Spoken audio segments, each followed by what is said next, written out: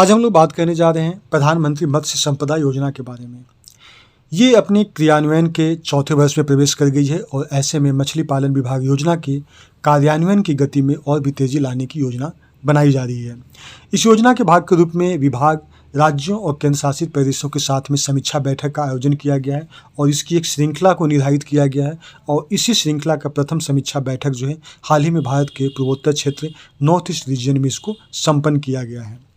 प्रधानमंत्री मत्स्य संपदा योजना, इसका अगर परिचय देखें तो इसका मुख्य उद्देश्य है भारत में मत्स्य पालन क्षेत्र के सतत और जिम्मेदार विकास के लिए माध्यम से नीली क्रांति को लाना।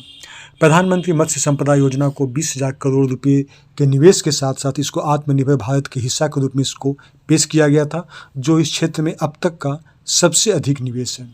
यह योजना का शुरुआत वित्त वर्ष 2020-21 से वित्त वर्ष 2024-25 तक यानी 5 वर्षों की अवधि के लिए सभी राज्यों और केंद्र शासित प्रदेशों में इसको लागू की जा रही है। इसके लिए संस्थागत ऋण तक पहुंच को और भी सुविधाजनक बनाने के लिए मछुआरों को बीमा कवरेज, वित्तीय सहायता और किसान क्रेडिट कार्ड की सुविधा भी दी जा रही है।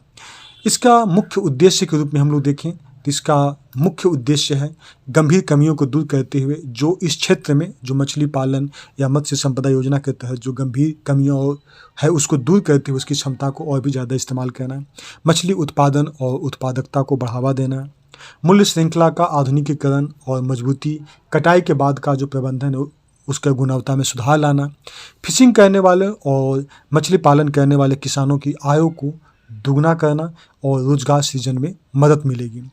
कृषि जीवीय, जो कृषि का योगदान जो हमारा ग्रोस वैल्यू एडेड में होता है और निर्यात में इसका योगदान को बढ़ाना, मछुआरों और मछली किसानों के लिए सामाजिक, शारीरिक और आर्थिक सुरक्षा के रूप में इसको पेश करना, मजबूत मत्स्य प्रबंधन और नियामक ढांचा का भी स्थापित करना। तो ये इसका मुख्य उद्देश्य है।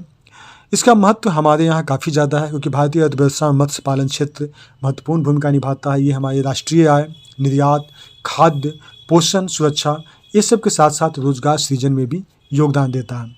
यह देश की आर्थिक रूप से वंचित आबादी के एक बहुत बड़े हिस्से को एक आय का एक प्रमुख स्रोत के रूप में भी ये जाना जाता है। इससे विदेशी मुद्रा भी हमारे यहाँ आता है।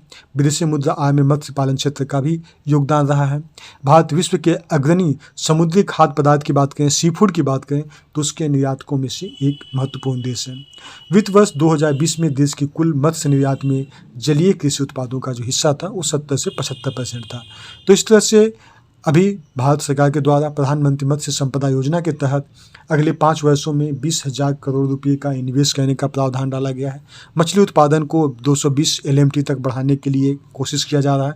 मछुआरों और मछली पालन की आय को दुगनी और रोजगार सृजन करने की कोशिश की जा रही है।